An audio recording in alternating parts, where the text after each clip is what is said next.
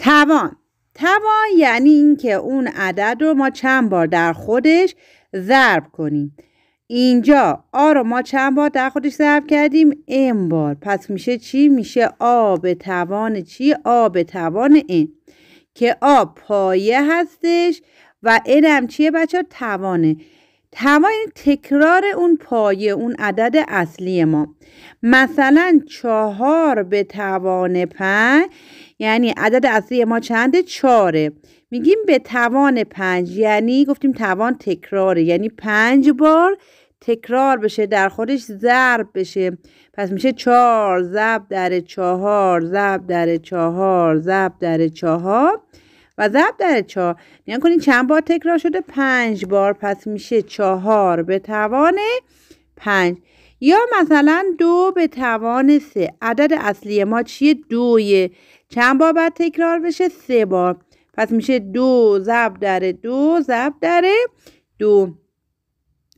خب نکات توان، هر عدد یا عبارتی که توان نداشته باشه توانش چیه؟ 1.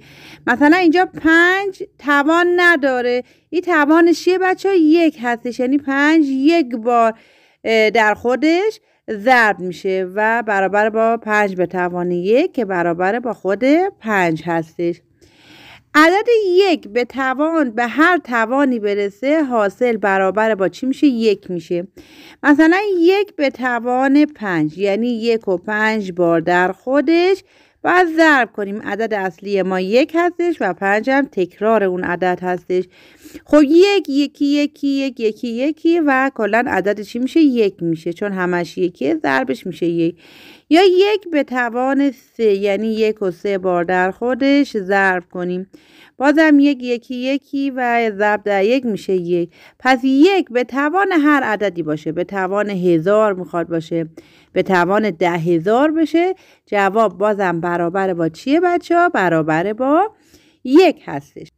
نکته بعدی، هر عبارت یا عددی غیر از عدد 0 بچه ها 0 نباید باشه. به توان 0 برابر با چی هستش؟ برابر با 1. مثلا 5 به توان 0 مساوی 1.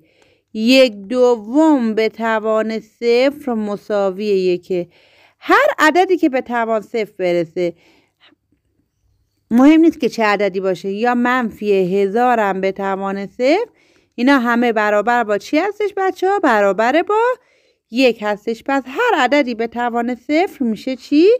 1. بچه اگه این منفیش بیرون باشه میشه منفی 1. دقت کنید.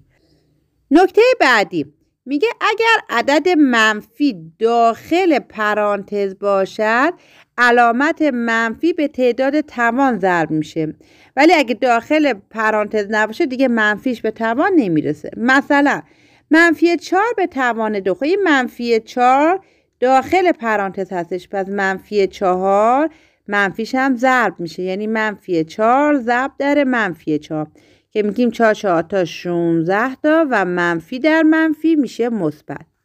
ولی بعدی منفی دیگه به توان نمیرسه چون داخل پرانتز نیستش، فقط این منفی رو میذاریم و 4 فقط 2 بار در خودش ضرب میشه که منفی رو باز میذاریم 4 4 تا میشه 16 تا.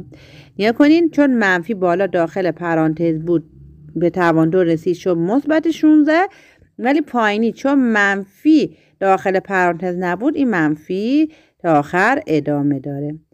بعدی گفته که نکته بعدی عدد کسری داخل پرانتز باشه از صورت و مخرج به همان تعداد توان ضرب میشه. یعنی چی؟ یعنی اگر داخل پرانتز باشه هم صورت به توان 2 میرسه ولی هم مخرج، ولی اگه داخل پرانتز نباشه فقط توانی که مثلا اگه مال صورته صورت به توان میرسه یا اگه مخرجه مخرج به توان میرسه. حالا اینجا نگاه کنین 2/3 داخل پرانتزه به توان 2 هم هست، پس 2/3 هم صورت و هم مخرج ضرب میشه، چون 2/3 به توان 2 یعنی 2/3 ضرب در 2/3 هم صورت به توان میرسه و هم مخرج. خب میگیم 2 2 تا 4 تا و 3 3 تا میشه چند تا؟ 9 تا. بعدی 2 به توان 2 تقسیم بر 3. بچه اینجا فقط 2 به توان 2 میرسه دیگه 3 به توان نمیرسه. نگاه کنیم بالایی هم صورت هم مخرج به توان رسید چون داخل پرانتز بود، ولی اینجا فقط 2 به توان 2 میرسه که 2 به توان 2 یعنی 2 تا میشه 4 تا، ولی مخرج به توان نمیرسه، خود 3 هستش. بعدی هم باز داخل پرانتز نیستش، صورت که 2 هستش و مخرج فقط به توان میرسه که 3 به توان 2 بچه ها میشه چند؟ میشه 9. سوال بعدی که خیلی مهمه گفته حاصل هر عبارت را به دست بیارین. 5 منهای 5 ضرب در 2 به توان 3 تقسیم بر 8. و بچه ها اول اولویت با توان 2 به توان 3 میشه چی بچه ها؟ میشه 8. چرا؟ چون اگه 2 رو 3 بار در خودش ضرب کنیم 2 تا 4 تا 4 2 تا 8 تا و 8 رو ضرب در چند میکنیم؟ اینجا اول باید ضرب کنیم بعد تقسیم. 8 5 تا میشه چند تا بچه ها؟ 40 تا. پس 8 رو ضرب در 5 میکنیم میشه 40. ولی 40 چی بچه ها؟ 40 منفی. بعد 40 منفی رو تقسیم بر چند میکنیم؟ 4 میکنیم که 40 منفی تقسیم بر 4 کنیم میشه منفی 10 چون 4 10 تا 40 تا. پس میشه 5 منهای 10.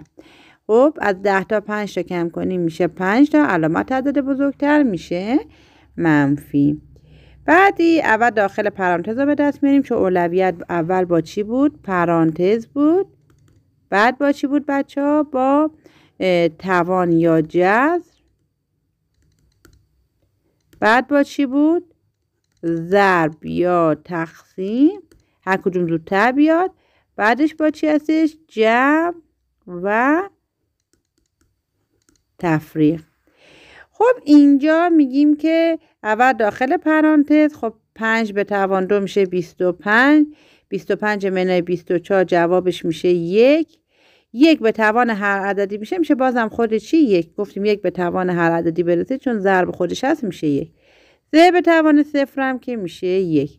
پس میشه 4 به اضافه 1 منهای 1 که 1 منهای 1 میشه 0 و 4 میمونه.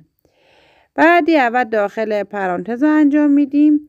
2 به توان 2 میشه 2 تا میشه 4 تا به اضافه 2 میشه چند بچه ها؟ میشه 6.